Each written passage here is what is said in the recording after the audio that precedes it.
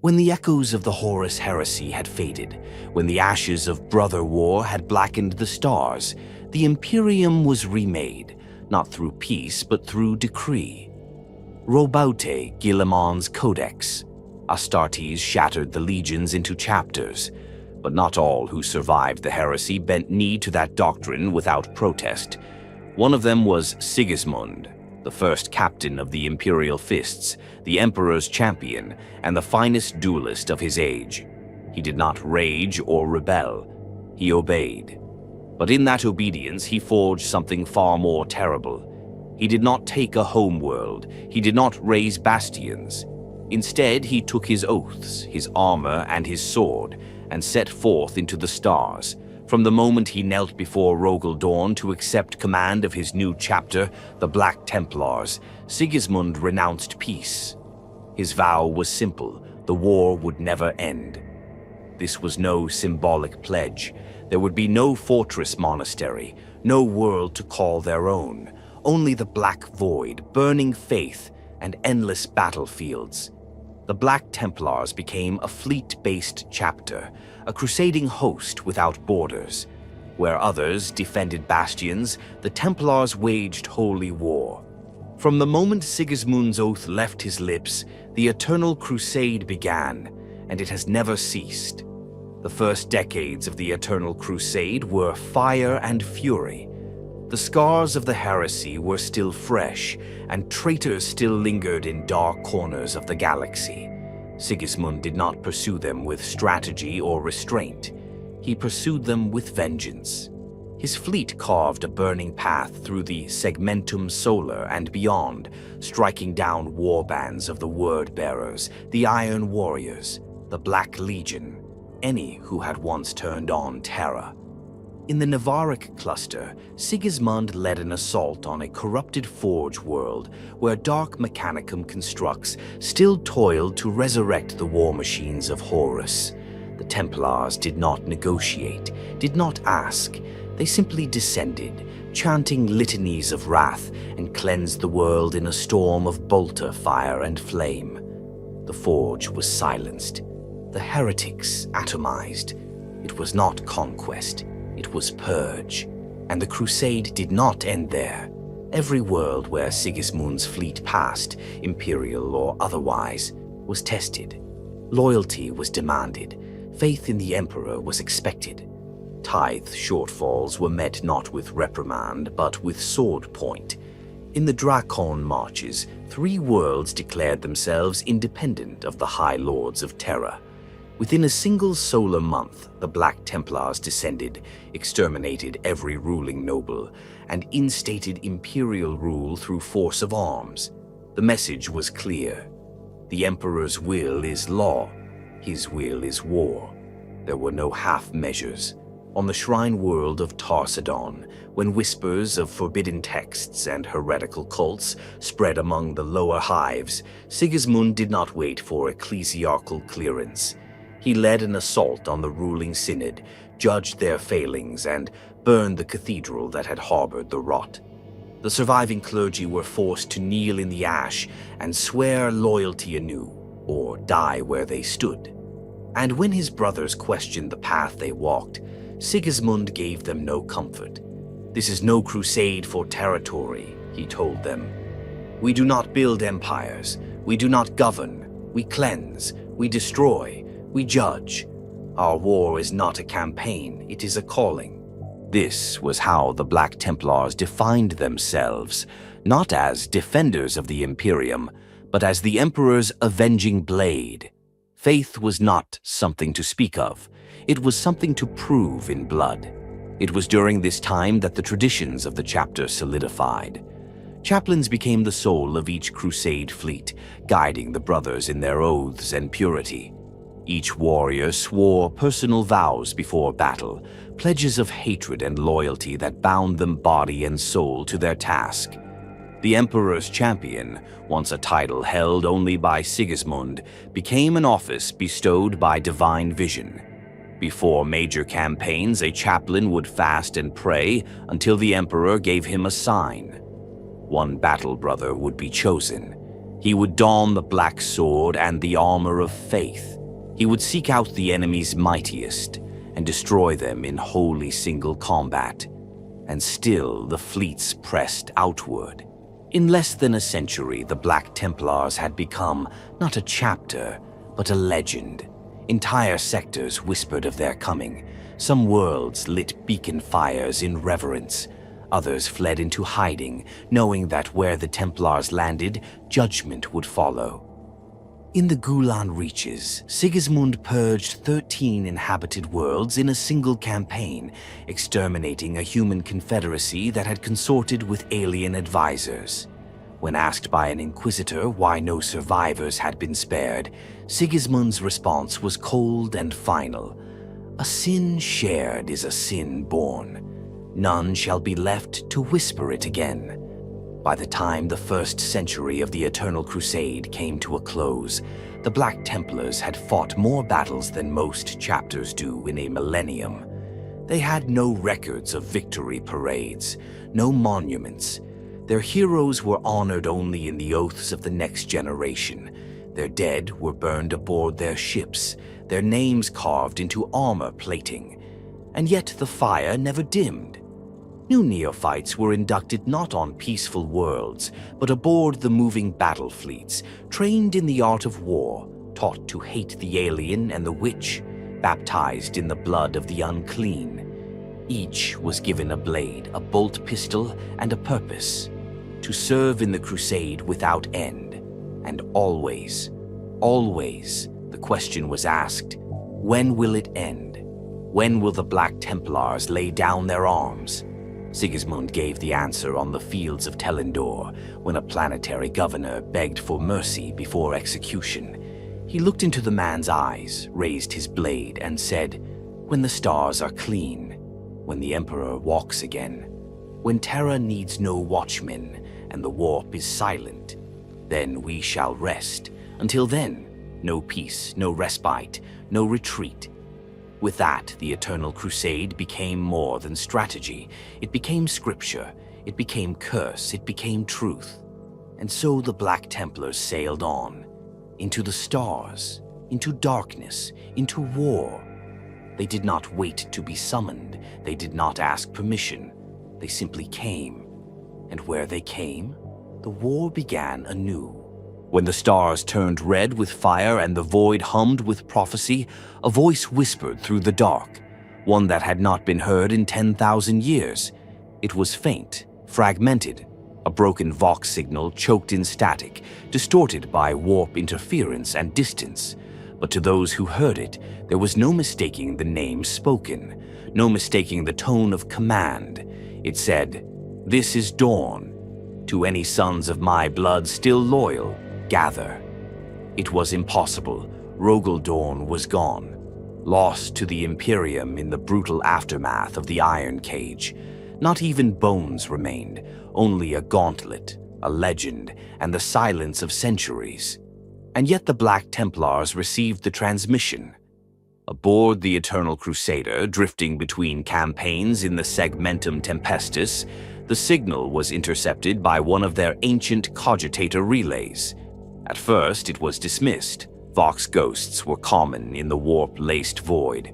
But when a tech marine enhanced the signal, filtered the static, and decrypted the layered data code, a single word emerged with crystalline clarity: Dorn. The ship fell silent. Every warrior aboard paused in reverence. Then came the surge. Within minutes, chaplains were called from their prayers, sword brethren halted their training, and every bridge across the Crusade fleet turned toward the Eternal Crusader for confirmation. High Marshal Helbrecht himself stood motionless before the Vox array, his features carved in disbelief. When the second fragment came, coordinates this time, he clenched his fist and whispered, "The Primarch calls." He did not question. He did not delay.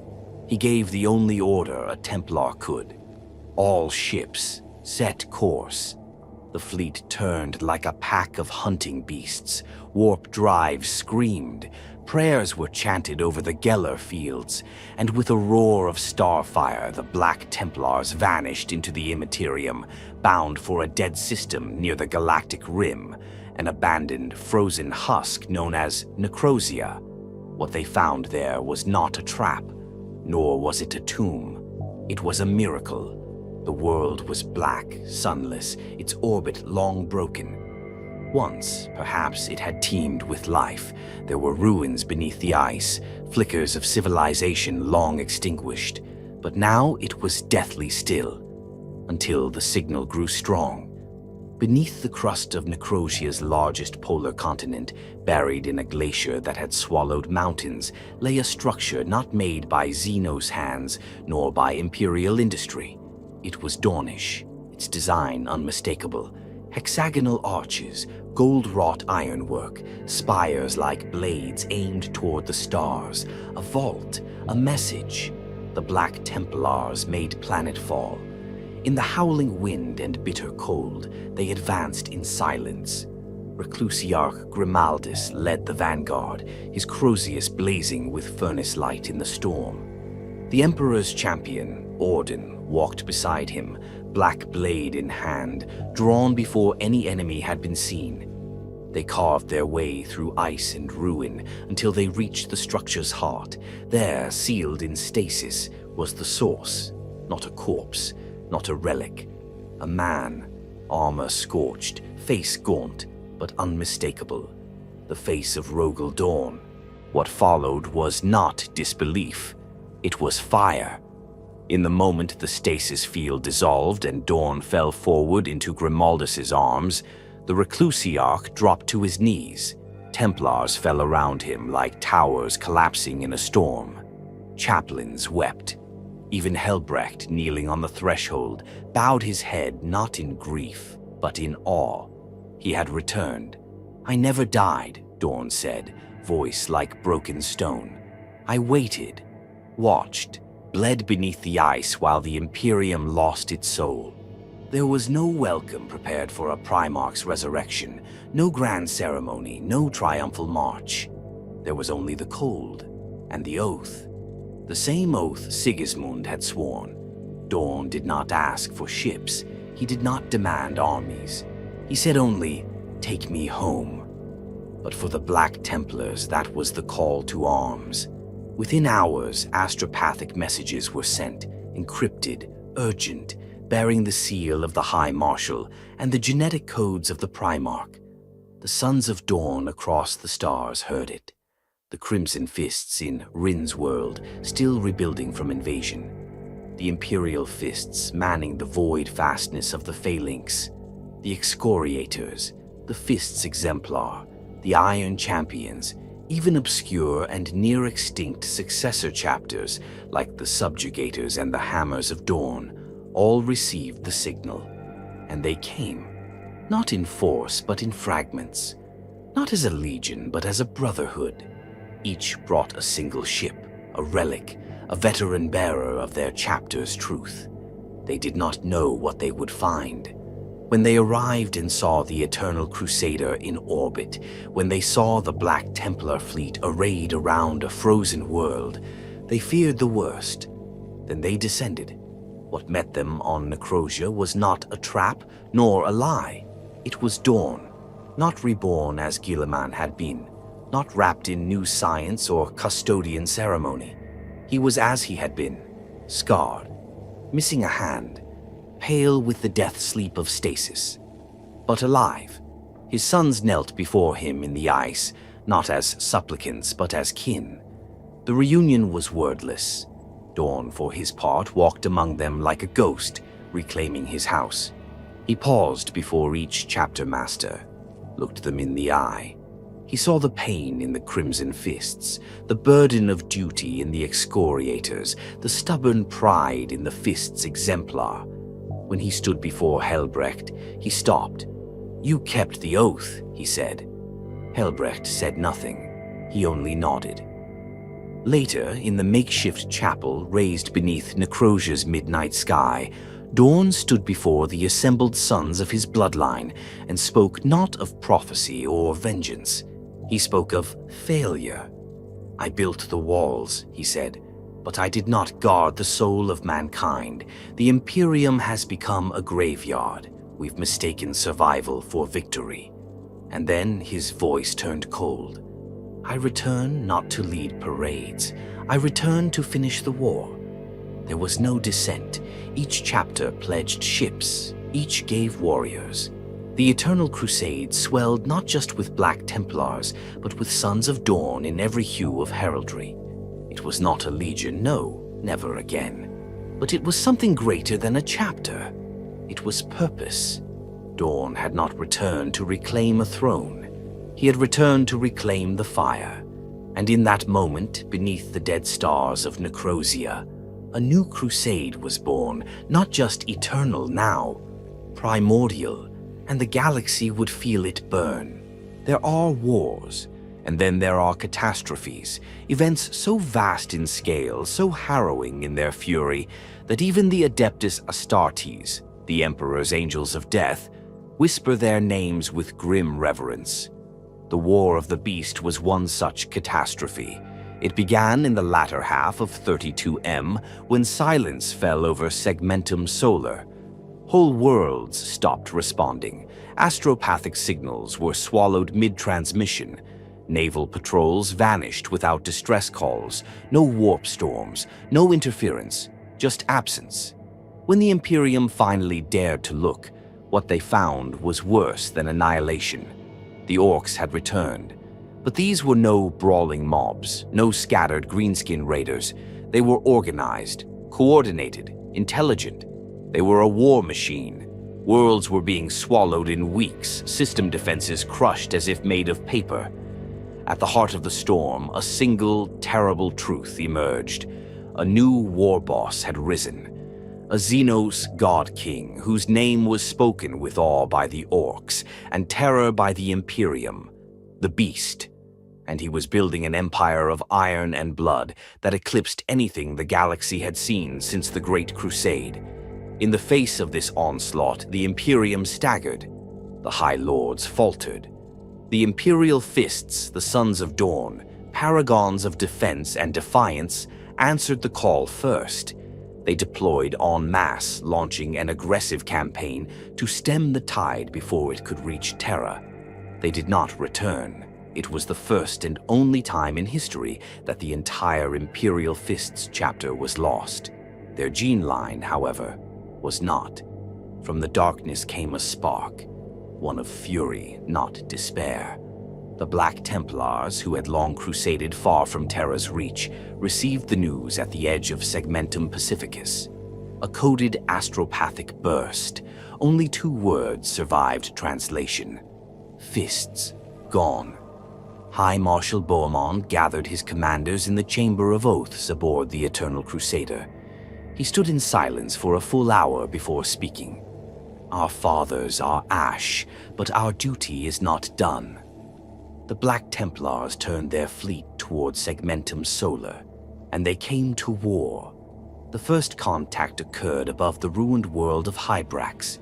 The orcs were in orbit, harvesting its core for some foul machine. The Templars arrived in silence, no warning, no negotiation. Bohemond ordered an immediate planetary assault.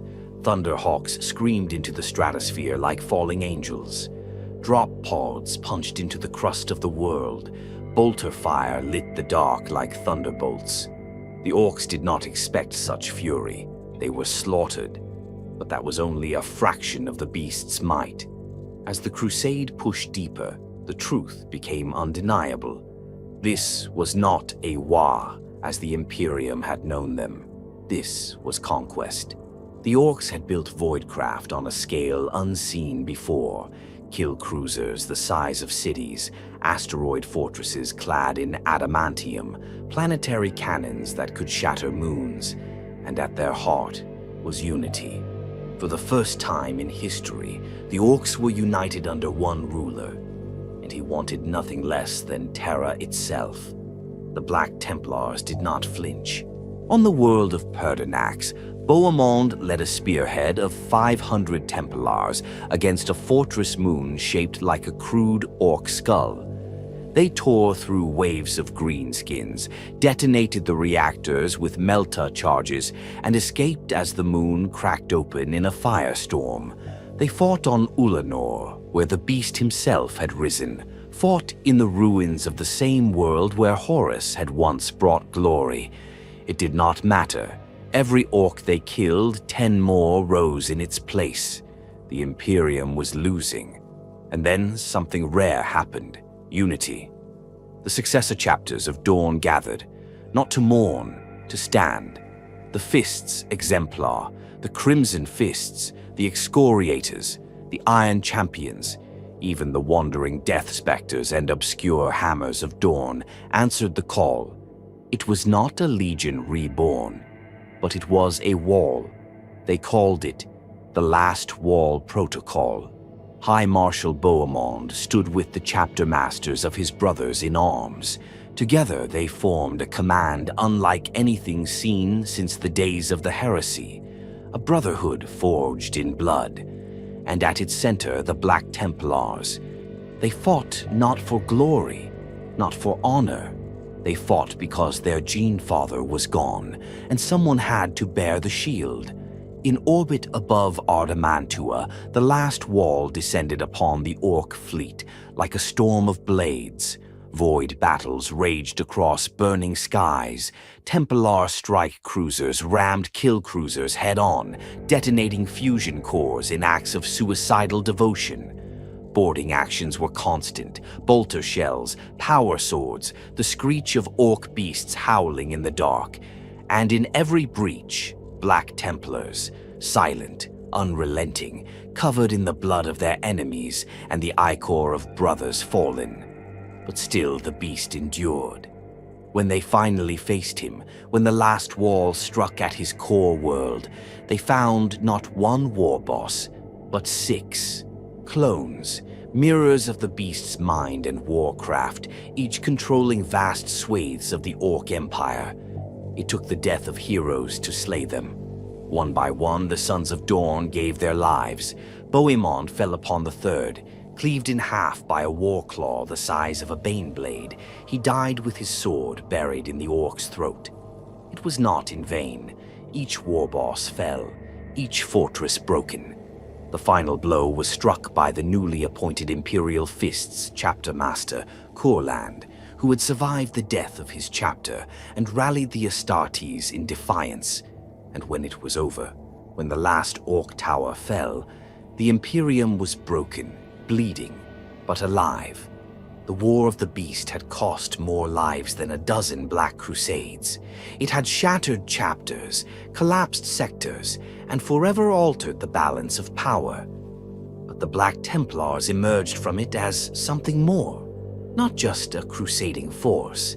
They had proven that even in the darkest of ages, when the very core of the Imperium trembled, they would hold the line. No fortress, no homeworld, just war.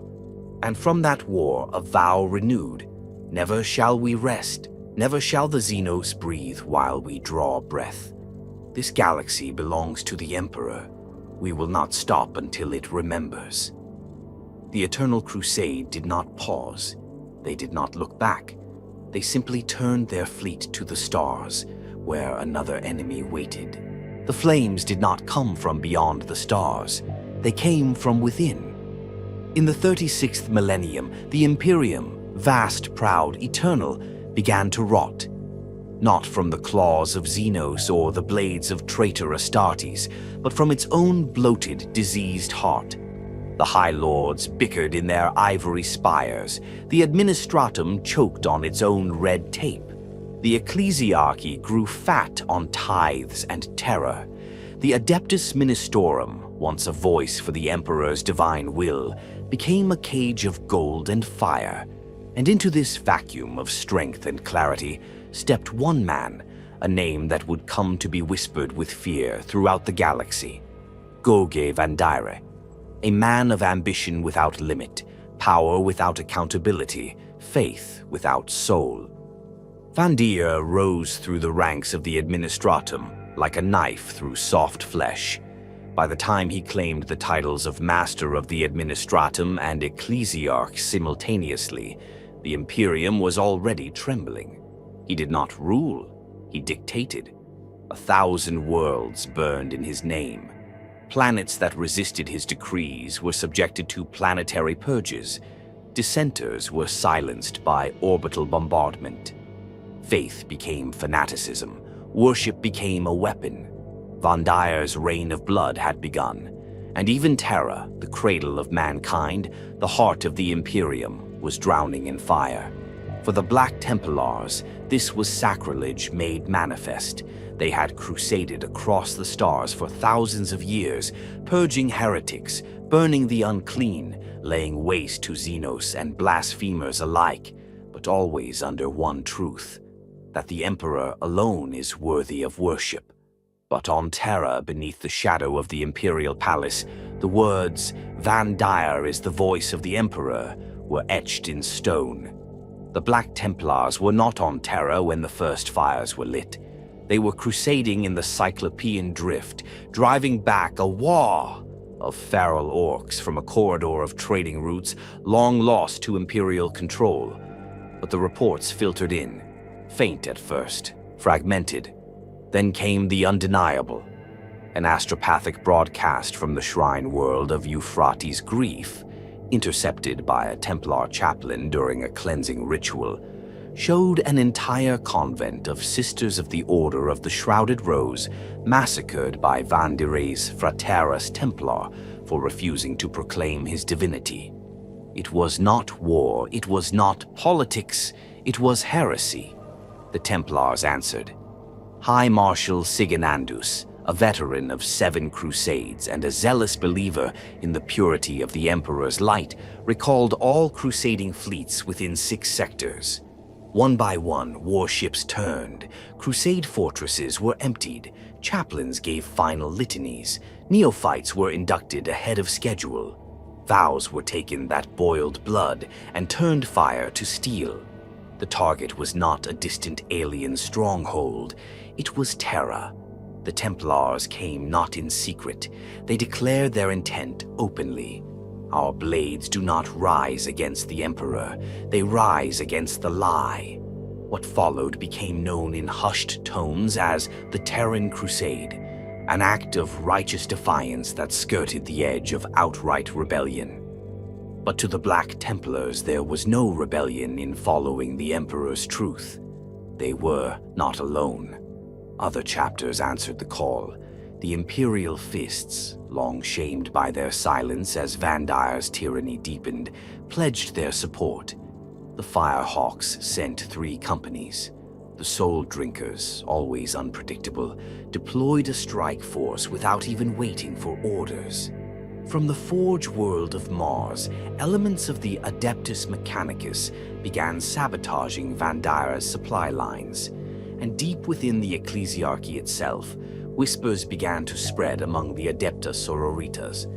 Something was shifting. The first strike came at Sanctum Bellator, a fortress temple orbiting Terra that broadcast Vandire's decrees across thousands of systems. The Black Templars did not bombard it. They boarded it. 3 strike cruisers emerged from the warp within its defensive perimeter before the void shields could be raised. Boarding torpedoes screamed through space. Sword brethren punched into ferrocrete corridors like nails into bone. In less than an hour, the fortress was theirs. Vandire's ecclesiarchs were dragged from their thrones and made to kneel before the icons of the Emperor they had defiled. Sigismund himself delivered the final judgment. He did not preach. He did not gloat. He simply raised his sword and said, "You are not him." Heads fell. More worlds followed. Relay stations were cleansed. Fraterus Templar formations found themselves cut off, surrounded, destroyed. Vandire, enraged, declared the Black Templars excommunicate. He demanded the High Lords sanction their annihilation, but the High Lords were divided. Some feared the wrath of the Templars. Others questioned Vandire's sanity. Most simply waited. And then came the march on Terra, It had been unthinkable. No chapter had ever turned its ships toward the imperial palace since the days of the heresy. But the Templars were not there to conquer. They came to purge. The fleet translated into real space above Luna.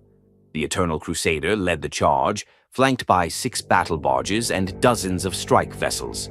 Each ship bore a single sigil on its Vox transmissions, the Imperial Aquila, unadorned, unaltered, loyal, but armed. The palace had already become a fortress. Vandir's bodyguard, the brides of the Emperor, as they were then called, stood ready. The Adeptus Custodes watched from the shadows, unmoving. And deep in the dungeons below, Malcador's throne room remained silent. Into this pressure Sigismund walked. He did not demand. He did not beg. He brought a gift. The head of Cardinal Varan Solax, a butcher priest who had personally overseen the destruction of 4 Templar shrine chapels in the Segmentum Obscurus. He placed it at the feet of Vandire's golden dais and said, "One head, 100 more wait aboard my ships. I need only your word." Vandire laughed. The brides raised their weapons. But before blood could be spilled, a new voice entered the chamber. Alicia Dominica, canoness of the brides of the Emperor, chosen of the Emperor's secret voice. She had returned from her audience with the true divine. What was spoken to her has never been recorded, but what she did next became legend. She turned to Vandire, and she beheaded him. Just like that. No trial, no plea, just execution. The throne room fell into silence.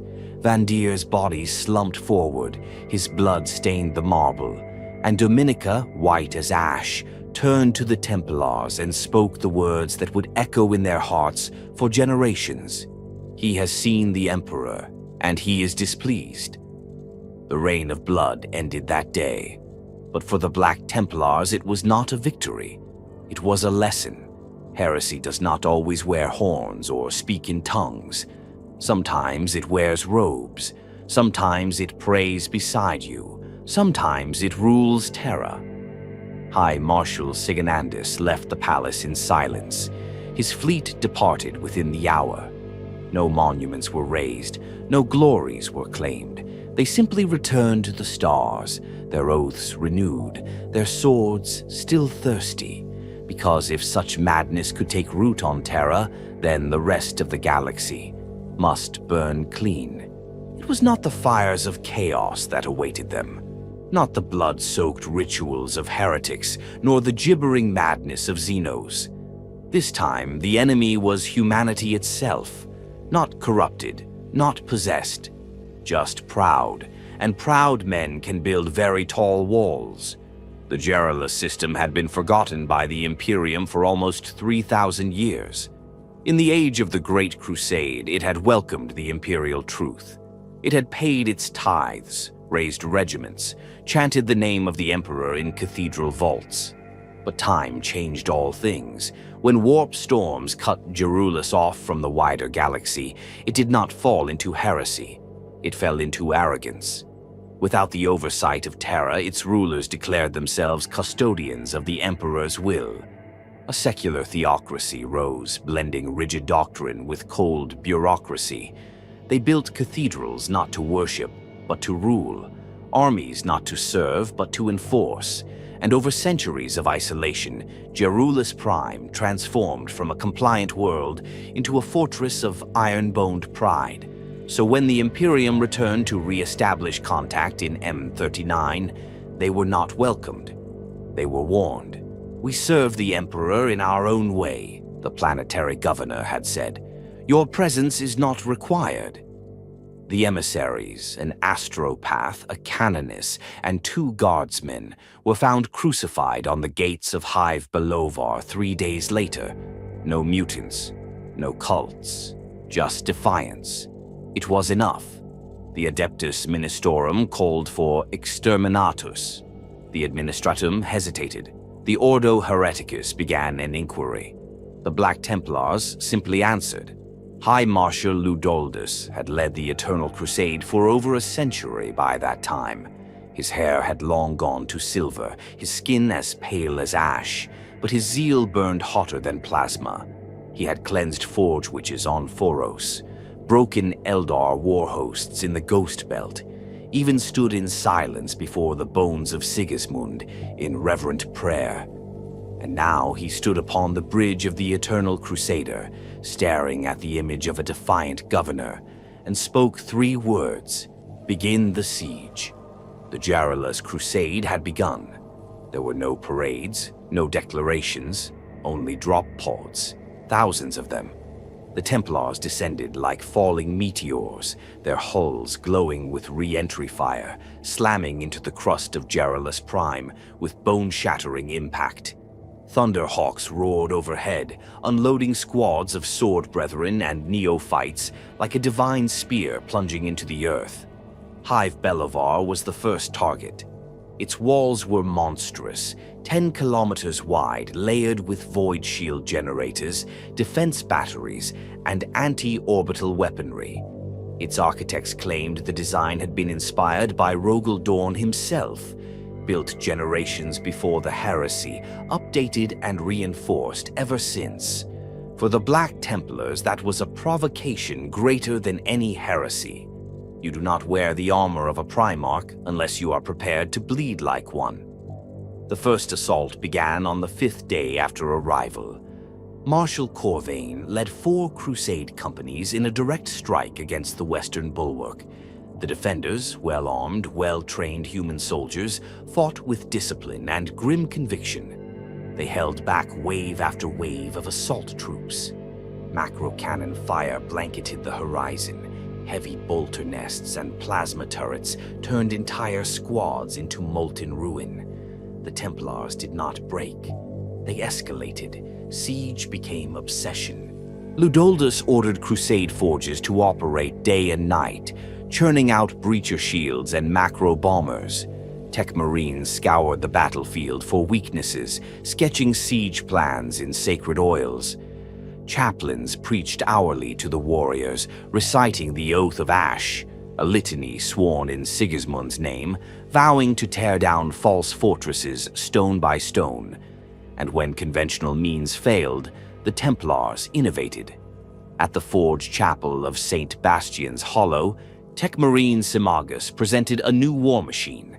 Built from recovered STC fragments and inspired by the great siege tanks of yore, it was wider, heavier, and hungrier than any land raider. It carried a hurricane bolter array, frag launchers, twin assault cannons, reinforced plating, and, crucially, the capacity to carry a full squad of Crusaders directly into melee. They called it the Land Raider Crusader. Its debut was not ceremonial. It was a battering ram. The Templars deployed the first Crusader against the north gate of Hive Belivar at dawn. Under cover of smoke grenades and orbital fire, the tank roared across cratered terrain, chewing through barricades and entrenched defenders with hurricane bursts. Behind it, sword brethren of the Godwin Spear. 20 elite warriors, their armor marked in crimson, their swords raised high. When the gates cracked, they poured through like a tidal wave of fury, and Hive Belivar fell. What followed was not conquest, it was judgment. Ludoldus led the charge through the main cathedral, cleaving through palace guards and noble retainers. The planetary governor, Archdeacon Halvor, attempted to flee through the underhives. He was found by neophyte Garen, a boy no older than 30 standard, his purity seals still drying on his chest plate. Halvor begged, swore he had never abandoned the Emperor. Garen asked only one question. Then why did you close your gates to his sons? The governor had no answer. The execution was swift, but the crusade was far from over. Other hives followed, Callistra, Varath, Nexafen, each fortified, each proud, each convinced that the Imperium no longer had the right to rule them. Each fell under flame and blade, some surrendered, most resisted. In every case, the Templars judged them not on their words, but their deeds. By the third year of the siege, the Jarula system had been broken. The Black Templars built a towering reliquary from the shattered bones of the planetary palace and burned the false cathedrals with promethium. The people of Jarulus were brought to heel, not enslaved, not exterminated, but brought back into the Emperor's light. And yet, one gift remained from the campaign: the Land Raider Crusader. What had been an emergency war machine became sacred. Each Crusader was anointed, its name carved in scripture, its machine spirit honored, and from that moment on, every Crusade fleet in the Black Templars' ranks requested at least one, not just as a tool of war, but as a symbol, a reminder that walls can fall, that pride can break, that humanity must never forget its place in the divine order, and that when the Black Templars come, it is not with offers of diplomacy, it is with sword, fire, and faith. And if you do not kneel, you will be made to, by oath, by blade, by siege. Faith to the Black Templars is not a feeling. It is not comfort. It is not sanctuary. Faith is a blade. It is swung. It is driven. It is buried in the heart of unbelief. And in the year 833.M41, faith was called upon to burn hotter than ever before, against a foe that did not come in waves of green-skinned flesh or in towering engines of iron, but in whispers, lies, and poison that crept through the cracks of the Imperium like rot through a crypt. The Vinculus Crusade did not begin with fire, it began with silence. On the edge of the Pelarigan cluster, a region of otherwise stable worlds in Segmentum Tempestus, contact was lost with 6 outlying stations, Vox networks cut, no astropathic return, no invasion detected. The local authorities, stretched thin, requested a standard reconnaissance force. What they received instead was a crusade. The Black Templars did not come in small numbers. They came in force. At the head of this holy tide was High Marshal Ludoldus, now ancient beyond the standard lifespan of even Astartes. But as sharp and righteous as the first day he swore his oath. He had fought in the Jarulus campaign. He had forged the first Land Raider Crusader. His eyes, sunken beneath centuries of crusading, now turned toward the Pelarigan void. And he did not blink. The reason? A message intercepted by chapter astropaths. Not from an imperial command, but from the Ordo Hereticus. A single inquisitorial cipher buried in layers of encryption, sent by one man, Inquisitor Vinculus. It read, "Pelarigan IV is lost, not to war, to belief. Something ancient walks among them. I will burn it or die trying. If I fail, come and finish it." The Black Templars interpreted the message the only way they knew how. A call to holy war. No confirmation was needed, no second guessing.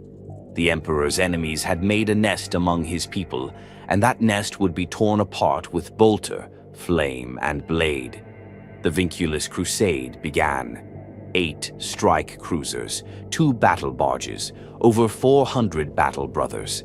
They translated into the Pelarigan system like a meteor storm. Pelarigan IV awaited them, a world of stone cities, alabaster spires, and golden-robed priests. From orbit it looked untouched, pristine. But when the Templars descended, they found the truth beneath the surface. The people still called themselves imperial, still sang hymns to the Emperor, still marched in processions, bore relics, wept before shrines. But none of the names were right. None of the rites were true. Their Emperor was not a man. He was a voice, a whisper in the dark, and they worshipped it beneath the earth. It had begun, as these things always do, in dreams. The clergy had received new revelations, scripts not found in the canon Ecclesiasticus. They spoke of a sleeper in silver, a divine star child, long buried beneath Pelarigan's crust, awaiting the day when mankind would be worthy. The churches changed, The priests began to preach of flesh as weakness, of flame as purity, of sacrifice as joy. Some resisted. They were never seen again. The Inquisition had come. Vinculus, known throughout the Ordo Hereticus for his zeal, had deployed a force of Sisters of Battle from the Order of the Bloody Rose to aid in a purification. But they were overrun, not by armies, by the faithful. The planet had turned inward like a wound curling to protect its pus.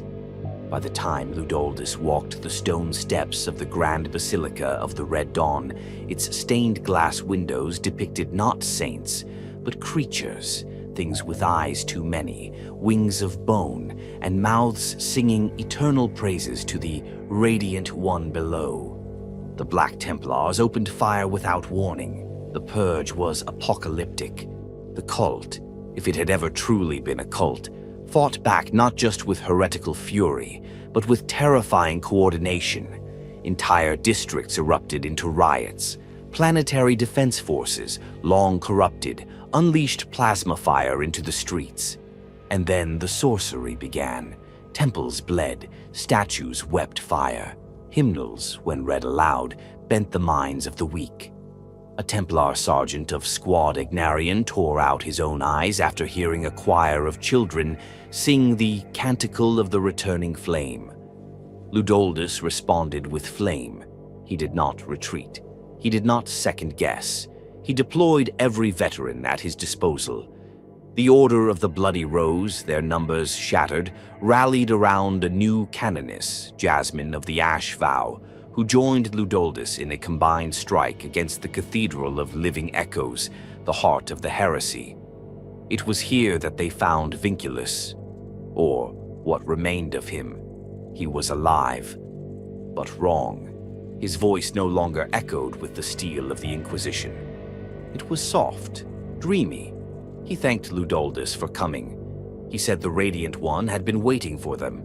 He said he could hear it now, inside. So warm. Then he detonated. A pulse of unreality exploded outward from his chest, hurling the Black Templars from the cathedral steps. In his place stood a demon host, a greater entity of flame and scorn, cloaked in the torn flesh of a man once loyal. It screamed, the sky fractured, and the true battle began. The demon's power was immense. Entire squads died in seconds, bodies liquefied, armor peeled like fruit skin. Canoness Jasmine was struck down, her armor caved in by an invisible force. But even on her knees she continued to chant, buying seconds with faith. It was enough. Ludoldus activated a relic brought only for the direst of moments, the Holy Orb of Antioch. Crafted in the fires of the phalanx, blessed by the ecclesiarch, said to contain the last breath of a martyred saint, he charged through the flame, wounded, blinded, burning, and he pressed the orb to the creature's heart. The detonation turned night into day. The demon was ripped apart, its scream echoing through the warp like a shattering bell. In its wake, silence. Smoke drifted through the cathedral ruins. Ludoldus fell to his knees, armor smoking, half his chest plate melted. He did not rise, but the crusade did not end. Inspired by their High Marshal's final act, the Templars purged Pelarigon 4th Street by street.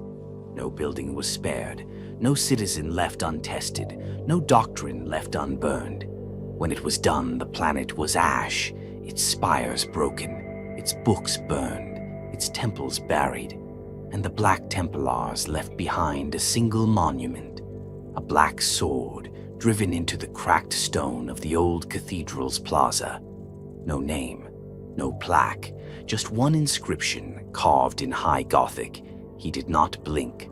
The Vinculus Crusade was not the bloodiest, it was not the largest, but it was a lesson, a reminder that heresy does not always roar. Sometimes it whispers, sometimes it sings, and when it does, the answer must always be the same: flame, steel, and silence. The Eternal Crusade pressed on, its wrath now sharpened against not just Xenos or traitors, but against the idea that anything could hide from the Emperor's truth. Because where faith is weak, the blade must speak, and the Black Templars never whisper. There are worlds the Imperium defends because they are sacred, and then there are worlds the Imperium defends because they cannot afford to lose them. Armageddon was both. A factory world of smoke-stained skies and endless war zones, it was a linchpin of Imperial industry. Its forges supplied entire sectors. Its hives bled steel and manpower for the Guard. Its soil had tasted war more times than historians could count. But in the 941st year of M41, the world faced something it had never seen before, a beast the size of a moon, a god made of iron. Gazkul Maguruk Thraka. He came not with stealth, but with spectacle. His wah stretched across the stars, a green tide of unimaginable scale. Billions of orcs poured into Armageddon's orbit, their warships crashing into the upper atmosphere like falling gods. Meteorites stuffed with mechs, hulking fortresses riding engines carved from dead stars. They did not invade, they descended like judgment. And when the call for aid went out, when the desperate cry for salvation echoed across the void, the Black Templars answered. Not as reinforcements, not as defenders, but as executioners. High Marshal Helbrecht himself led the Crusade's response, but it was not his name that would be written in flame and legend upon the soil of Armageddon. It was Reclusiarch Grimaldus. A chaplain of iron will and unshakable faith, Grimaldus had already earned distinction in countless campaigns. He was a war priest forged in fire, a speaker of death rites, and a warden of sacred oaths. When the Crusade Council divided their forces to reinforce each hive, it was Grimaldus who was chosen to hold the weakest point, Hell's Reach. The city was a crater waiting to happen. Ancient, under-resourced, and poorly fortified, Hell's Reach stood on the southern coast of the Tempest Ocean, a strategic location vital to naval control of the region. It would be one of the first targets of the Orc landing, and it would not be abandoned. Grimaldus took his oath before the Eternal Crusader's shrine of sacrifice. He did not question, he did not complain. He simply knelt, accepted his orders, and vowed, "I will not break." With him came a single fighting company, roughly 100 Templars, veterans, sword brethren, initiates. Not enough for a proper siege. But Grimaldus didn't need enough. He needed faith. The descent into Hell's Reach was apocalyptic. Orc ships were already landing as the Templars' Thunderhawks screamed toward the surface. Explosions lit the sky. Anti-air emplacements burned in green fire. Vox channels were flooded with screaming. And into that maelstrom, Grimaldus fell. He struck the ground like a meteor, his Crozius Arcanum already ignited, his voice cutting through the chaos like a blade. To your stations, every breath is a prayer, every kill a hymn. The city braced for siege. It came in days. The orcs hit Hell's Reach with the force of a planet cracking in half. Titans from the Legio Invicta strode alongside PDF tank lines, their plasma guns vaporizing entire platoons of greenskins. Naval guns mounted on the ocean wall fired until their barrels glowed red. And still the orcs came. They burrowed through the underhives. They dropped from the skies. They crawled across the beaches in waves of iron, teeth, and smoke-belching machines. The Templars met them. Grimaldus fought at the front, always. He became more than a chaplain. He became a symbol, a black-armored shadow in the smoke, the voice of the Emperor in a place where faith buckled under the weight of raw, endless war. He held the Basilica of Saint Sebastian Thor. For 6 days alone, his armor cracked, his Crozius stained black with gore. When the orcs breached the cathedral's northern flank, he fought from pulpit to altar, dragging the wounded to cover while reciting litanies through broken teeth. And when the basilica finally fell, when the sacred spires crashed to the ground and the fire took the last stained glass window, Grimaldus emerged from the rubble with its relics in his arms, not for glory, for memory. He would not allow faith to die in flame. Again and again Hell's Reach faltered, and again the Black Templars held. They fought alongside the Steel Legion, whose tanks thundered down broken streets. They coordinated with Navy fire control officers, relaying targeting data through burning hab blocks. They held flanks that had no names, where entire regiments had died. They made every block a fortress, every rooftop a shrine, every body a bulwark. And as the days turned into weeks, the orcs began to change. Their tactics grew more aggressive, more reckless. They threw gargants, walking engines of destruction, directly into the city's heart. They crashed shuttles into key intersections just to open breaches. They did not care for loss because they could not run out, but neither could Grimaldus. In the final days of the siege, Hell's Reach burned from end to end. Firestorms raged across the lower hives. Gas lines exploded beneath the manufactorums. The docks were gone. The fleet had pulled back. Every Imperial asset had been diverted to Hades' hive, where Gazkul himself had emerged. Hellsreich had been abandoned. Everyone knew it, except Grimaldus.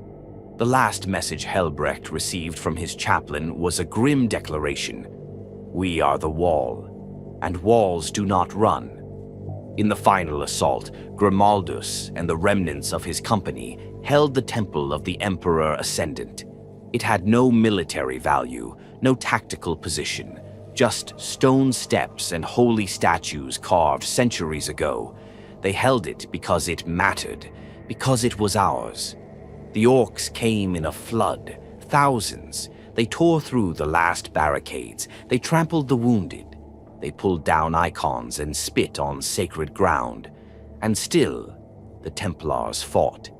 Grimaldus took 3 wounds that day, a shoulder torn open, a knee shattered, his jaw broken. But he did not fall. He could not fall, not while one breath remained. When the relief forces arrived, when the orc tide had finally ebbed and Imperial reinforcements swept through the ruins, they found Grimaldus standing, alone, bleeding, but standing. He had lost 78 of his brothers. He had saved a city. And he had become something more, the hero of Hellsreach. The Black Templars do not make statues, they do not sing. But every ship in the Crusade fleet now carries a relic from Hellsreach, a scrap of stone, a burned page, a broken aquila, not because of what was won, but because of what wasn't lost. Faith, in the face of the impossible, in the face of the unending tide, in the face of abandonment, flame, and death. Grimaldus did not blink, and neither will they. In a distant arm of Segmentum Pacificus, far beyond the stable lanes of Imperial shipping, there lies a chain of systems long shrouded in silence, a stellar region wrapped in warp tides and haunted echoes, uncharted, forgotten, until the idols spoke. They called it the Idolatros Constellation, a cluster of 17 worlds once brought to compliance during the Great Crusade and long thought uninhabited after the Age of Strife swallowed the sector in warp storms. But the storms broke, and what the Imperium found was not ruin, it was worship. Vast planetary civilizations still thrived on those worlds. They had not fallen to chaos, nor been overrun by Xenos. Instead, they had grown in isolation, sealed off from Terra's guidance. They still spoke the name of the Emperor, but not as he is. They had sculpted him anew. On Sanctivar, he was a 1,000-armed Sun King with a mouth for every wind.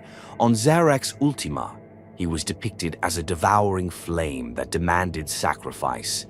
On Krelion 4, the people spoke of the Emperor below, a slumbering god entombed beneath the surface, dreaming of mankind's obedience. Each world had rewritten the Creed Imperialis in their own image.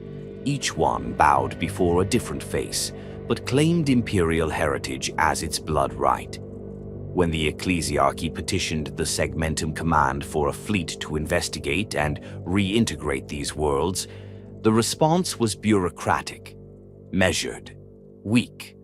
So the petition was sent again, this time to the Black Templars. It was not sent back. The Eternal Crusade turned. A full Crusade fleet under Marshal Rieland Dor, a cold, iron-jawed warrior known for his relentless purges, was dispatched with a single stated objective: restore the Emperor's truth. But when the Templars translated into the Idolatros constellation, they found resistance already prepared. The heretics knew they were coming. Ships of ancient design, long-forgotten STC patterns twisted by centuries of native modification, formed ragged defense flotillas across the void. Their hulls bore imperial aquilus warped into bizarre geometries. Their captains quoted bastardized scripture over open vox. "Blessed is the Emperor's many mouths. Speak now your surrender, brothers, that your voices may join his choir." The Templars did not answer. They attacked. The first naval engagement occurred above Vexar's reach, a fortress moon that had been converted into a mobile temple station. Its central dome bore a monument of the Emperor crucified on a wheel of fire, ringed by planetary engines. The sight alone sealed its fate. Boarding actions began immediately. Sword Brethren squads carved their way through ceremonial guards, clad in relic-pattern power armor. Chaplains burned heretical texts where they found them, chanting true scripture over the screams of dying zealots. The icon of the burning wheel was shattered, its wreckage cast into the void. Then came the purgation. One by one, the 17 worlds were besieged. Each had its own cult, its own religion, its own lies, and each resisted in its own way. Sanctivar unleashed its Sun Knights, cybernetically enhanced warrior priests clad in gilded armor, armed with flame projectors and relic blades. They chanted as they fought, each invocation more blasphemous than the last. The Black Templars met them at the foot of their pyramid basilica. Reclusiarch Malvorn led the charge, his Crozius blazing as he shattered the Sun Knights' golden ranks. His warriors tore through them like lightning through mist. At the peak of the pyramid, Malvorn confronted the high voice of Sanctivar, a blind woman adorned with a sun-shaped halo, who wept golden tears and declared, "You do not see. He has changed. We must change with him." Malvorn struck her down with a single blow. "The Emperor does not change," he said, casting her broken body into the fire. "We change, or we perish." On Xerax Ultima, things grew darker. Here, the faithful had turned to blood. They called themselves the Ash Communion, and they worshipped the flame. Each citizen bore ritual scars, branding their flesh with sigils believed to represent the Emperor's dreams. They bled willingly. They burned their dead in massive ovens, whose smoke formed the shape of screaming faces in the sky.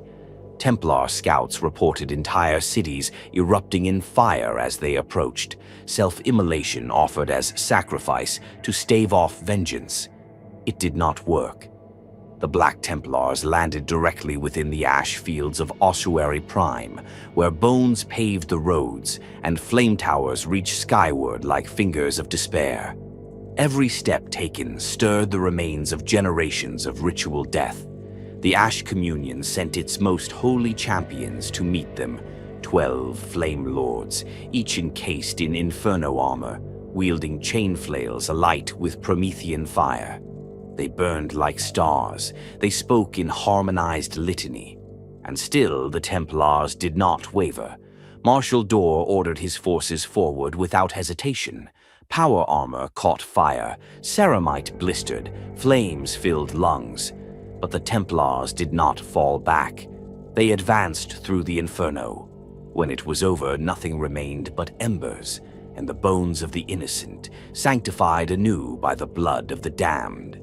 By the time they reached Crusade 4, the Templars were no longer simply purging, they were exorcising. Crusade was the darkest of the 17, quiet, brooding, its cities built low to the ground, its skies perpetually storm-racked. The Emperor below, the natives said, slept in the crust. They offered dreams to him through Neuralink obelisks, bleeding their memories into the stone, and in return they claimed to hear his voice in their sleep. The Templars did not believe, but they heard it too. Something ancient stirred in the depths of Crusade 4. A psychic pulse, low and rhythmic, beat beneath the surface. It warped vox signals, it bled into minds. Neophyte Zarek suffered seizures. Veteran Meekin tore off his helmet and screamed at shadows. Even Reclusiarch Malvorn paused during prayer, his litanies faltering as whispers crept into his mind. Marshal Dor made the decision. He ordered exterminatus. The Black Templars launched virus bombs into Krelian's upper atmosphere. The planet choked. The skies turned black. And then the fire fell, cyclonic torpedoes raining from orbit, boiling oceans, cracking continents. The Emperor below would sleep no more. Only ash would remain. When the Vinculus Crusade had burned a planet, it had been to root out the stain of chaos.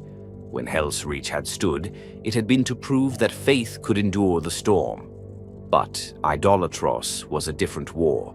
It was not against aliens or heretics or traitors. It was against those who thought they still served the Emperor, who believed their worship was pure, but in their pride they had remade him, and the Templars could not allow that. In the final days of the campaign, the fleet's chaplains met in the Hall of Oaths aboard the Unrelenting Will.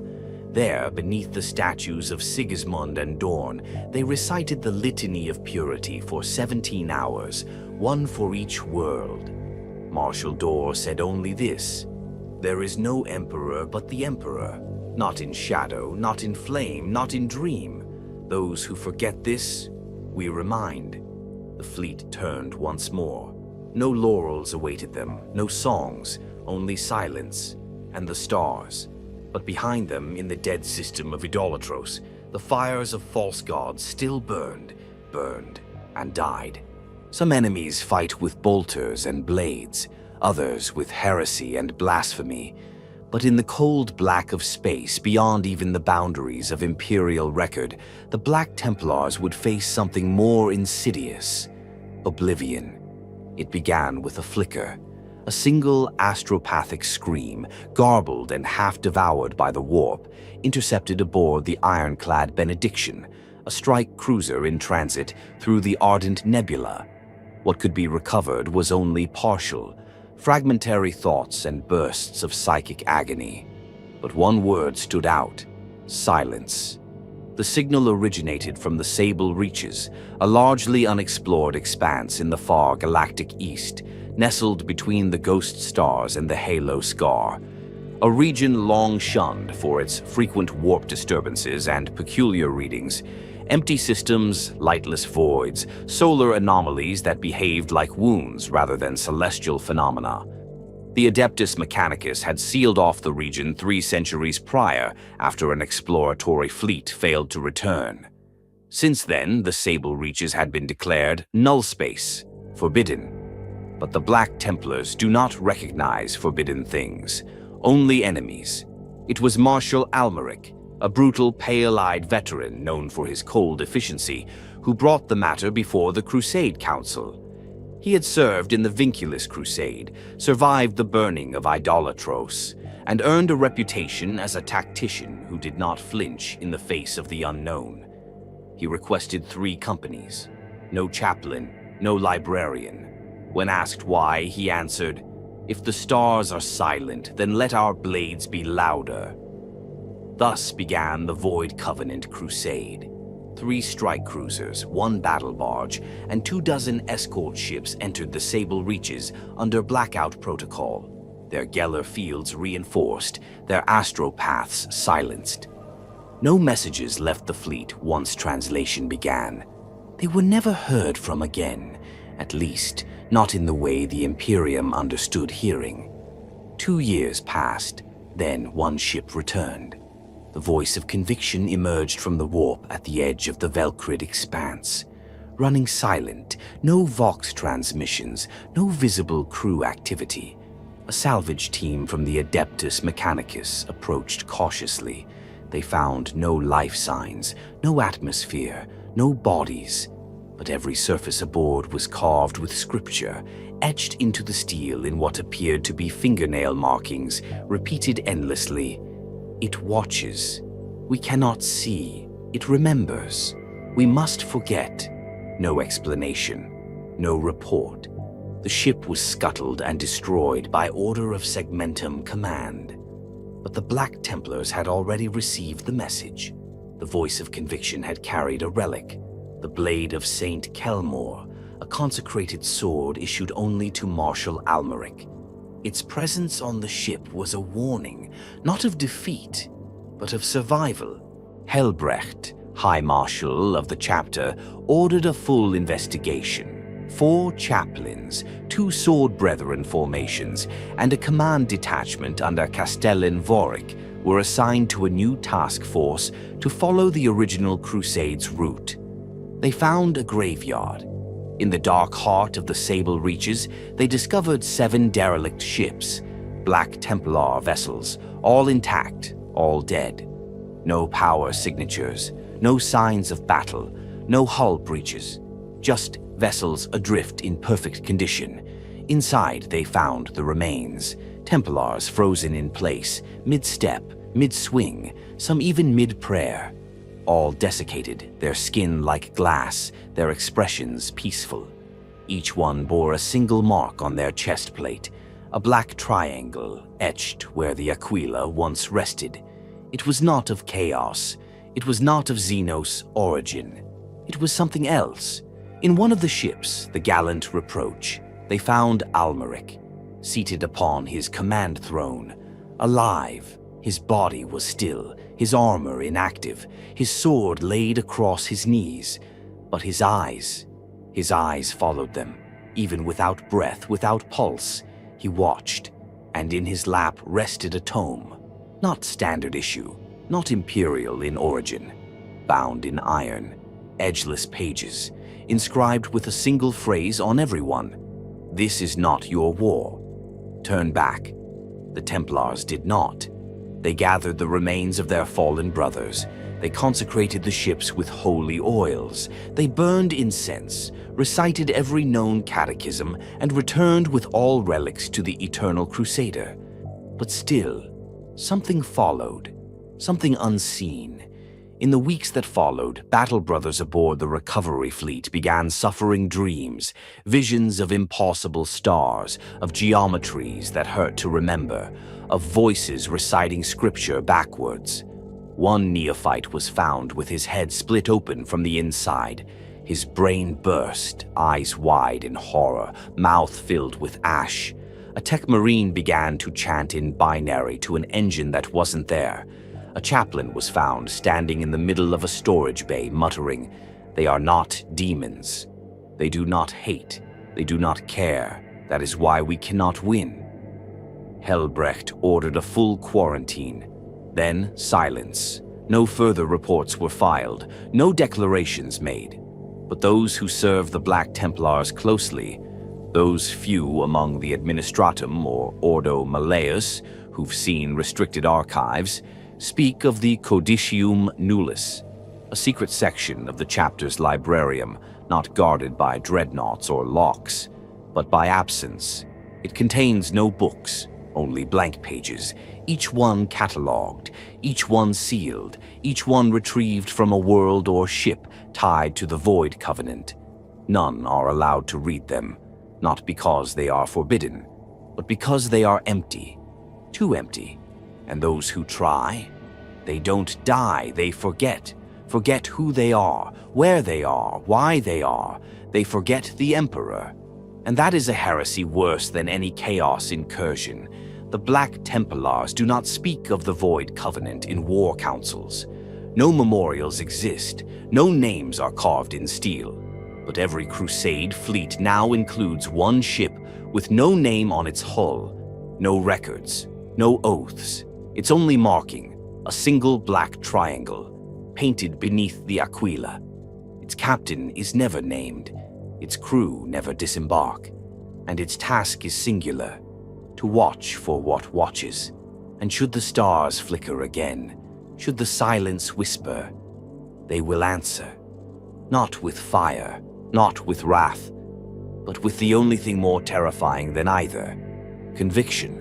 In the latter centuries of M41, as the galaxy convulsed beneath the rise of warp storms and the heresies of man clawed at the gates of sanctity, one war unfolded not across the stars, but in the shattered bones of brotherhood. It was a war of loyalty tested, of pride weaponized, of blood spilled not for victory, but for vindication.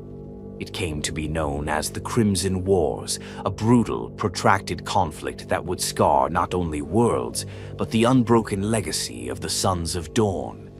It began on the world of Draconid, a minor hive world, long loyal, long quiet. It sat near the intersection of several trade routes in the Ultima Segmentum, and served as a modest bastion of imperial stability, until it didn't. A Black Templar patrol fleet translating through the system detected anomalous transmissions emanating from Draconid's moon. Distorted data bursts, vox chatter with embedded subharmonic frequencies, coded patterns used exclusively by the Adeptus Astartes, but not by the Black Templars. The source was traced to a derelict keep buried beneath the moon's surface, marked with a weathered, almost erased sigil. A crimson gauntlet. It belonged to the Crimson Fists, Dorn's blood, Templar brothers in lineage and war. And yet the transmissions were encrypted against Black Templar protocols. Suspicion was immediate. Marshal Renric Vale issued a series of challenges over secured Templar frequencies, requesting clarification, validation, and, at last, an oath of purity from the unknown broadcaster. The answer came not in words, but in weapons. A barrage of macro-cannon fire erupted from the moon's surface, catching two Templar escorts mid-approach. One was crippled, the other detonated in orbit, and the war began. The Black Templars did not request parley. They retaliated. Strike cruisers deployed drop pods like falling wrath. Thunderhawks howled into the dark, breaching the old fortress with surgical fire. Within, they found not traitors or heretics, but Crimson Fists, armed, armored, and refusing to stand down. When questioned, the defenders answered with bolter fire. But this was not a schism. It was not rebellion. It was something more dangerous. It was pride. Captured Crimson Fist sergeants spoke of an ancient rift, grievances buried deep within the annals of history, disputes over the proper interpretation of the Codex Astartes, of the true path of Dorn. The Crimson Fists had long endured the whispers of being lesser sons, constrained by bureaucracy, overshadowed by the Black Templars' fury. But beneath Draconid's moon, they had created something secret. A watchkeep, unauthorized by the High Lords or the Crusade Council. They had watched the Templars for decades, not as allies, but as a threat. Reports uncovered within the keep showed dossiers on Templar fleets, suspected doctrinal deviations, and unapproved gene serum trials taken from recovered Templar progenoid samples. In the eyes of Marshal Vale, it was treason.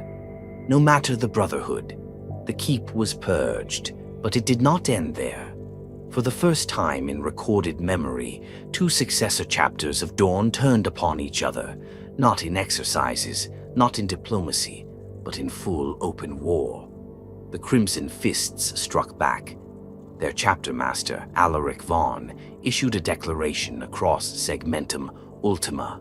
condemning the Black Templars as unrestrained zealots who had violated the Codex and undermined imperial unity. He cited the unauthorized execution of loyal Space Marines and demanded reparations and judgment before the High Lords of Terra. The Templars answered not with excuses. They launched a crusade. The Crimson Wars engulfed 4 systems in their first year. Naval battles lit the void with golden flame. Entire worlds found themselves caught between orbital sieges and subterranean skirmishes. On Veltrax, the Black Templars assaulted a Crimson Fist forward base concealed beneath a manufactorum complex, turning the upper hive into a crater. On Cassivar, both chapters deployed full companies to secure a recovered STC fragment, one believed to contain data on pre-heresy Imperial Fist fortification protocols. They fought for days, side by side, then face to face. No heretics, no aliens. Only echoes of Sigismund and Dorn, colliding beneath banners of pride and pain. But something darker stirred beneath the surface of the Crimson Wars. It became clear during the siege of Delos Tor, a fortress world loyal to neither chapter, where both forces arrived seeking to eliminate a suspected heretic enclave. Instead, they found a trap. The Word Bearers. They had seeded the schism. They had whispered lies to the Crimson Fists, manipulated their astropaths, distorted their signals. They had planted the seed of mistrust, knowing the Sons of Dorn would never kneel, but might break each other's backs to see who stood taller. And it had worked. As the Word Bearers descended upon Delos Tor, both Templars and Fists found themselves surrounded. Traitor Astartes in crimson and black poured through reality tears, chanting blasphemies in ancient tongues. Demon engines screamed through the air, vomiting warp flame across battlements. There was no time for oaths, no time for grudges, only survival. Marshal Vale and Chapter Master Varn met atop the shattered battlements of the Delos Citadel. Their helmets were scorched, their armor broken. But when their eyes met, they both knew the truth. They had been played. Together, they led a final stand. Grimaldus himself, newly returned from the dead fires of Hellsreach, deployed with a relief force from the Crusade fleet and joined the defense. His voice, harsh, unyielding, rallied both chapters into one. This is not the time for blame. This is the time for vengeance. And vengeance came. The combined Sons of Dorn surged against the traitor lines. Flame met rot. Bolter fire roared. Sword brethren fought alongside Crimson Fist veterans in brutal tandem, cutting through demonic entities and corrupted brethren alike. Delos Tor was saved, but at a price. Half the city was gone, thousands of civilians were dead, and over 300 Astartes had perished, brothers whose names would never be carved into one chapter's shrine alone, but shared in a tome bound in red and black, sealed aboard a chapel deep in the Eternal Crusader. After Delos, the Crimson Wars were declared ended. Publicly, the two chapters issued a joint proclamation of unity against the enemies of mankind. But in the dark, the wound lingered. To this day, it is said that Black Templars and Crimson Fists do not serve together for long, that Castellanes and captains exchange measured nods, not brotherly handshakes, that relics taken from the Crimson War campaign are kept separate, not interred among the glories of other crusades, not from hatred, but from shame. Because the greatest danger to the Sons of Dorn was not chaos, it was each other. And the Black Templars never forgot. They added a new vow to the rites of initiation, a line etched in fire upon the hearts of every neophyte. Trust no pride, question all kin, and remember, loyalty is proven in silence, not song. The Crimson Wars were over, but the scar remained, and the Crusade pressed on. There are wars you can see coming. The slow thunder of approaching fleets, the declarations of heretics, the swarm of Xenos darkening the stars. And then there are wars that wait in the dark, breathing with the patience of predators, unfolding only when you blink. This is how the war for Andraxis began. It was not a war of conquest, not even a war of faith. It was a hunt, and the Black Templars were the prey. Andraxis was a bastion world, its outer crust lined with orbital defense arrays and anti-void artillery. A shrine world of middling importance, it served as a reliquary for the remains of the vigilant martyrs, a defunct order of the ecclesiarchy whose bones were enshrined in cathedrals of obsidian. Its people were loyal, its defenses sufficient, its faith strong. And so, when the Night Lords descended, they made no demands, no broadcasts, no threats. They simply came. The first sign was a silence in orbit. A lone patrol ship, the Vigil's Flame, failed to report. No debris, no emergency beacon, no screams, just absence. Then came the Skyfall, a meteorite, so the people thought, blazed through the upper atmosphere and struck the outer manufactorum quarter.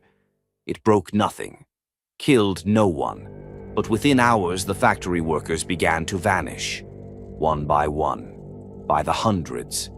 What the PDF found later were blood trails, skin nailed to walls, Vox recorders playing the screams of children inside sealed ventilation shafts, inverted aquilas carved into chapel pews, words written in bone, "You are already dead." The governor issued an emergency astropathic plea. It reached the Eternal Crusader within 13 hours. The Black Templars diverted course immediately. Castellan Garanti, a blunt, scarred veteran known for his brutal siegecraft and cold demeanor, was placed in command of the response. With him came 200 Templars, 4 full Crusade companies, and an orbital support detachment. Upon arrival, the Templars found Andraxis shrouded in unnatural night. The planet's 2 moons had vanished, eclipsed by something, whether artificial or sorcerous, none could say. The stars themselves seemed to shrink back. And yet no enemy fire greeted them, no orbital batteries, no signs of battle. Just silence. The Black Templars deployed immediately, drop pods slamming down around the primary cathedra of Saint Varamir, a fortified bastion on the southern continent. The first squads moved swiftly to secure the city. They found it empty, not destroyed, not overrun. Empty. Thousands of civilians gone, HAB units abandoned mid-meal, chapels untouched. But the air was wrong, too still, too clean. Chaplain Balthan described it in his prayer log. There are no flies, no rats, no ash. It is as if the planet is holding its breath. They split their forces to begin sweeps. That was the mistake. The first to vanish were Squad Herant, lost in the aqueducts beneath the Manufactorum Dome. Their final Vox burst was nothing but static and a single sound, metal on metal, slowly scraping. Then came Brother Veteran Corval, a sword brethren of great repute, found strung from a cathedral spire, his chest peeled open in the shape of an 8-pointed star. Not the mark of chaos, but something deeper, a message. "We know your sins," Garanth responded with fury. He called down orbital bombardments on the outer hive sectors, suspecting infiltration on a planetary scale. The ground shook, fires bloomed, Vox silence turned to Vox chaos. That's when the screams started. Templars, one by one, began to report hallucinations, hearing the voices of fallen brothers, seeing battles from other crusades. One neophyte fell to his knees and wept, claiming he saw his own birth repeated in the shadows around him. Chaplains tried to intervene, but even their litanies began to falter. And then the Night Lords revealed themselves, not in massed attack, not in a thunderous strike, but as shadows with teeth. Ambushes erupted across the hive city. Raptors dropped from the sky like shattered glass, their shrieking jump packs tearing through the clouds. Atramentar Terminators emerged from the walls, literally cloaked in darkness so thick it seemed to warp the stone itself. They didn't kill to win, they killed to terrify. Brother Arcan was found torn in half, his remains arranged to form the Templar cross. A Reclusiarch's armor was stolen, desecrated, and sent back with the hearts of his entire command squad sealed inside. The Night Lords sent no messages, only memories. Terror became their doctrine, but the Black Templars do not break. Garanth regrouped his remaining forces into mobile bastion teams, sweeping block by block, using flamers and demolition charges to collapse entire hab spires behind them. He turned the city into a funeral pyre. If he could not hold it, he would deny it. The Night Lords responded in kind. They slaughtered civilians en masse, broadcasting the images across the sky in phantasmal illusions. They dropped blood-soaked relics into the Templars' path, each one from previous crusades, tokens stolen from fallen brothers, used now to unmake their confidence. On the 7th night of the siege, Garanth gave the order. No more hunting. We take the darkness to them. He pinpointed the most likely source of the Night Lord's command. The Cryptus Depths, a system of old mining tunnels buried 10 kilometers beneath the city. The descent was madness. The Night Lords owned the dark. Traps littered the descent. Decapitation wires, melt-a-bomb cradles, blind corners with auto turrets mounted from stolen PDF weapons. And all the while, the mocking voice of Corvain the Pale, a Night Lord's warlord of notorious cruelty, echoed through the Vox. You have no home, no father, no peace. What are you fighting for, wall boy? Garanth's answer was a frag charge into the Vox transmission node. Then they reached the bottom, and there in the dark, the final stand began. It was a slaughter. Templars and Night Lords met in narrow corridors of steel and blood. Chainswords screeched, bolters roared at point-blank range, raptors flailed through the air like broken angels, dragging initiates into the dark. Garanth himself fought Corvain, power sword against flensing claws, faith against madness. The duel raged across a subterranean cathedral carved from the bones of planetary governors. Each column was made of skulls, each step a grave. Corvain struck deep, but Garanth did not fall. With one final roar, the Castellan activated his overload charge, a prototype relic from the forges of Mars. The entire chamber vanished in a sphere of white fire. The Night Lords screamed, and the Templars emerged. Fewer than 30 survived, but they carried Garanth's helmet, retrieved from the wreckage, its eyes still lit. They carried it like a relic, a symbol of victory snatched from the abyss. The Night Lords fled, not in fear, but in satisfaction. They had not won, but they had scarred the Templars. When the Eternal Crusader retrieved the survivors, Helbrecht said only this: "You did not break. That is enough."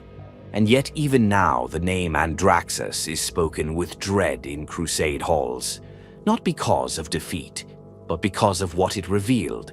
That even the sons of Sigismund, the faithful, the wrathful, the unyielding, can bleed, can falter, can fear, but they will still rise, and they will return to the dark, with fire, with fury, with no mercy. The galaxy had bled for millennia, yet never enough. The great rift had torn open the firmament. The cicatrix maledictum, a wound in reality, howled from one edge of the Imperium to the other. Warp storms consumed whole sectors. Star systems vanished into madness. The Emperor's light faltered. And in this hour of darkness from the burning eastern fringes, a cry reached the Eternal Crusader. Not a cry of fear, a challenge. The red pennants, an ancient signal of sacred distress known only to the Black Templars, encoded in ancient High Gothic and buried beneath the protocols of the very first Crusade. The last time it had been received, Sigismund still walked among the stars. It came from Antrexis, a shrine world thought long lost to the warp during the opening days of the Great Rift. A world where, according to legend, a fragment of the true cross, upon which the Emperor had been enthroned during the final days of the Unification Wars, had been entombed within the Cathedra Sepulchrum. That fragment was more than relic. It was a vow, and someone was defiling it. High Marshal Helbrecht personally responded. He recalled fleets from the Ghoul Stars, from the bleeding edge of the Sharadon campaign, even from the Phobos Rift, where Templars had been locked in a grinding war with the Slaughter Lords for 2 solar years. No matter the cost, Antrexis had to be reclaimed. They called it the Red Crusade, because the signal that summoned them pulsed not in white light, but blood red. The first images from Antrexis revealed the scale of the horror. Orbiting pict feeds from a surviving Mechanicus vessel showed the entire upper hemisphere engulfed in crimson flame. Oceans boiled, cities collapsed, and above it all a tower of screaming light, a psychic beacon visible to the naked eye, spun like a vortex into the warp. The Black Templars descended, not to investigate, to annihilate. Initial contact was made in the shattered ruins of the Cathedral of St. Lucem. Sword brethren landed by Thunderhawk amidst firestorms, their boots crunching through ash and sanctified glass.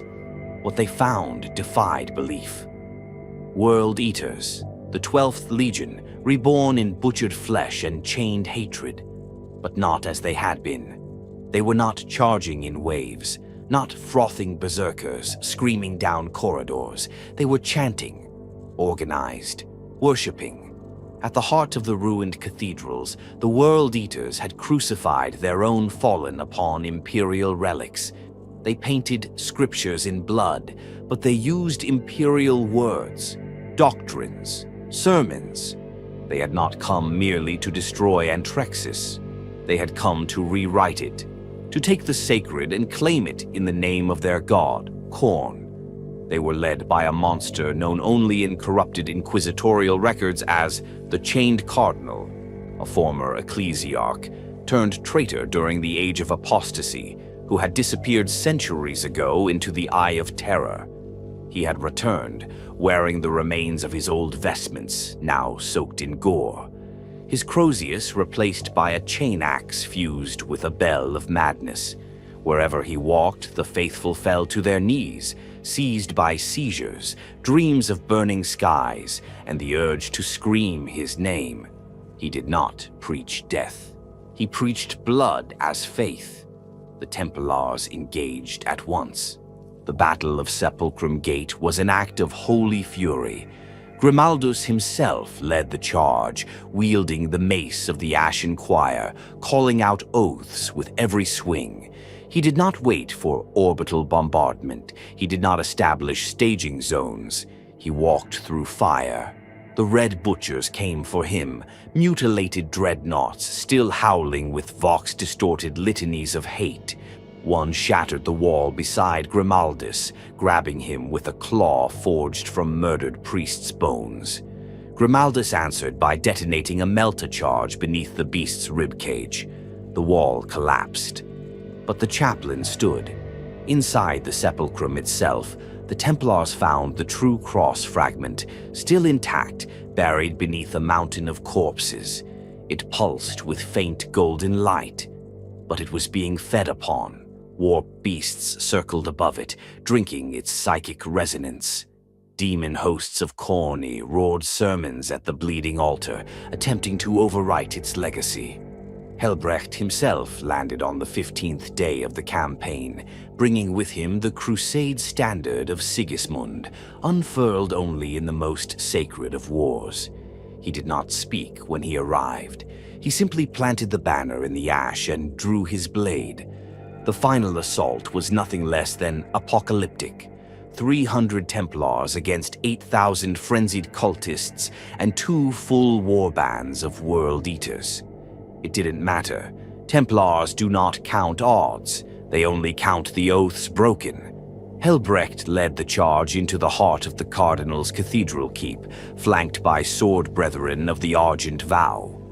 Flamers roared, bolt shells turned the air into thunder, chainswords tore through traitor armor like parchment. And then came the Cardinal. He descended from a pillar of blood, wings of bone stretching from his back, eyes burning with ruinous light. His first strike shattered the breastplate of Castel and Mordrek.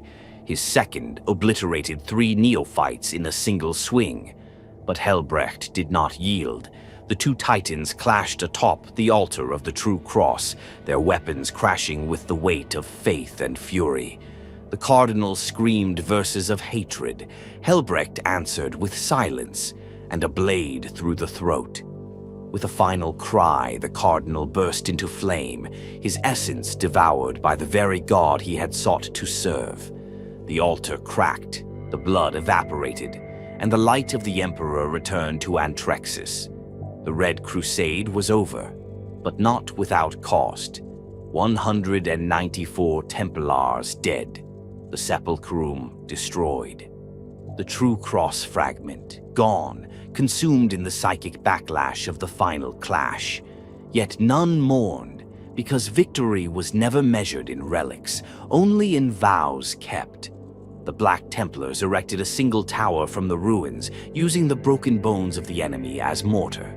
At its peak, the banner of Sigismund still flew, and beneath it, carved in high Gothic, "Let no false saint rise while we draw breath." The crusade moved on. But every Templar who walked the halls of the Eternal Crusader from that day forward wore a strip of red cloth tied beneath their left pauldron, not for mourning, but for remembrance of the day faith bled and did not break.